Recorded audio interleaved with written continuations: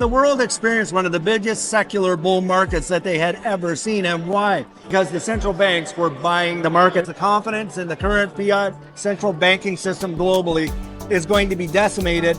The dollar is dead. We just have not had the funeral yet. Most people really don't know.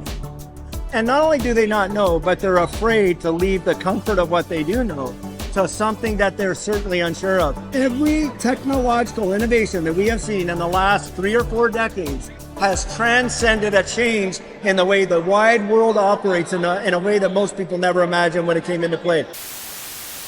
Ladies and gentlemen, we're here at the Digital Fusion Summit in Dallas, Texas at the W. I've got to my right here, Dave from Digital Outlook, one of the leading voices in the financial space, specifically in regards to the digital assets or the alternative investment space. What do you think is going on in the market right now? Is the Fed now cutting their rates? Yeah. We've got MiCA regulations coming into the fold In Europe.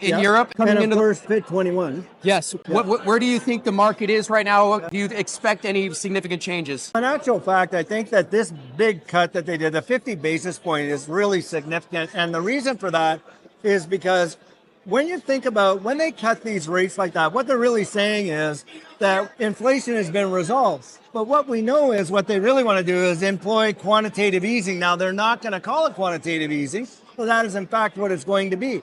And we already saw the market react big time in a positive way to these rate cuts because it's the promise of easy money. Now, the issue with that is, yes, it is easy money, but it's the devaluation of the currency. And it is just going to get ramped up. Now, when Judy and I got into this space in 2020, 2021, the bull run that we were a part of, something big happened around the wide world. We all know what that was. And at that time, all service business, all shipping, all manufacturing, everything in the global economy more or less came to a screeching halt. Yet the world experienced one of the biggest secular bull markets that they had ever seen. And why? Because the central banks were buying the market. And that is exactly what I believe is going to happen this time around. And I do believe that we are literally at the precipice of watching these things explode, and not just digital assets, but equities as well. Anything that is going to be measured against the dollar will appreciate. But why? Well, it'll appreciate because the value of the dollar to purchase those assets are going down. Now, in most cases, when we've seen that, it appreciates faster than the devaluation of the dollar.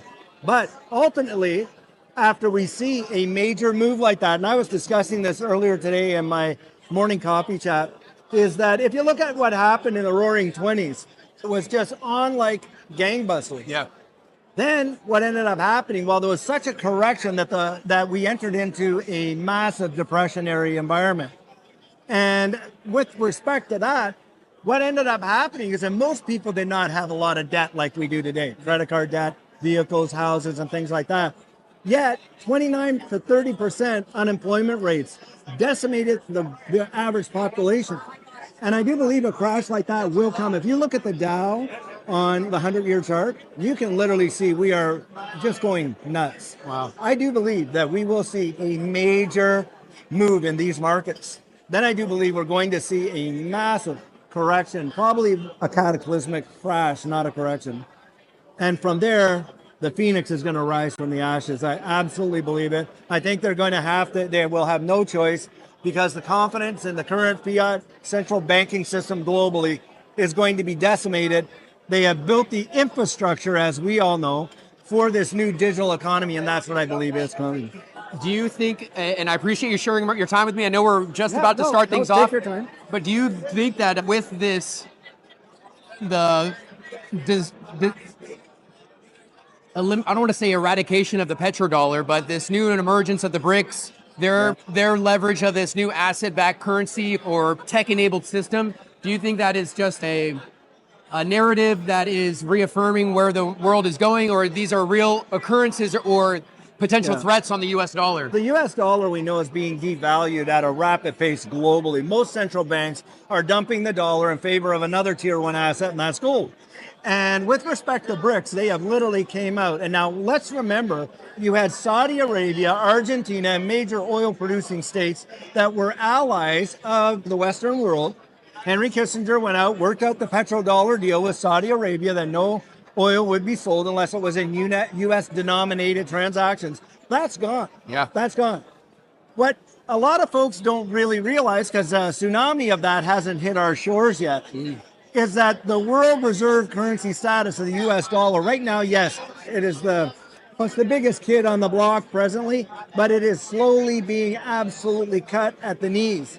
And if you took Jim Rickards and other major economists, they are going to come out and flat out tell you that the dollar is dead. We just have not had the funeral yet. And that's what's really going on. Look, in Canada, when I was working for the tax department up there, my position as a senior officer, one of the things that I would do is I would interpret legislation for the government. I was reading up on the Bank Act. There is a sunset clause for the Bank Act in Canada, and it's June 30th of 2030. What happens on July 1st of 2030? That's when all the Basel III things come into play. I do believe they are totally setting this global economic system up for a major transition and shift. And we can see that in the infrastructure of central bank digital currencies and other monetary instruments. XRP, for instance. Just recently, we know that it is being accepted in Dubai as a medium of exchange. So you've got a store of value, medium of exchange, and it's a monetary instrument, basically. And so basically what's happening is we're watching that transition take place. Yeah.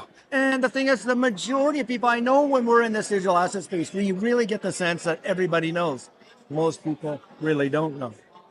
And not only do they not know, but they're afraid to leave the comfort of what they do know to something that they're certainly unsure of. You have mentioned all the regulatory clarity.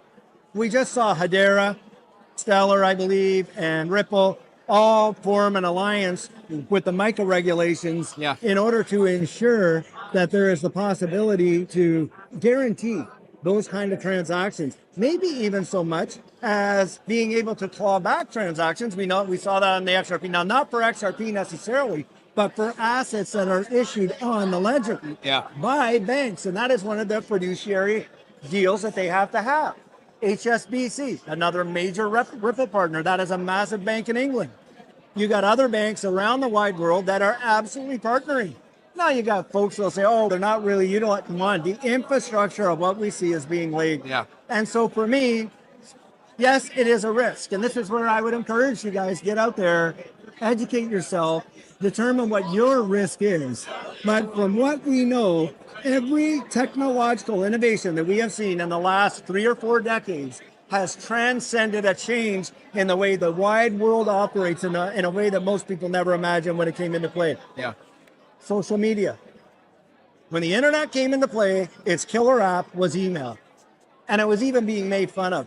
Not very many people envision streaming networks like Netflix and Hulu and Amazon Prime, or what we're doing right now on social media. But look how that has revolutionized the world, transcended borders. So for me, this technological innovation, as we go forward, the things that will be invented to build upon it, I don't think most of us have really even imagined yet, especially when it comes to decentralized finance. It's not that we can't imagine. It's you don't know what you don't know. You don't know what you don't know. It's like trying to explain a light bulb to someone who lived 100 years before Edison. Exactly. Or it's Edison trying to describe a light bulb while he's also building it. While he's also, people, oh, that'll never work. Oh, my house will burn down. Oh, this and that. That innovation, whole wide world. Went electric. Awesome. Went electric. So that's how I see it. I do believe there are amazing opportunities in this space, but of course there's always anything nascent, anything new represents risk there. And there have been a lot of people, Judy and I ourselves, we got rug pulled on a few things, and you mature and you learn that.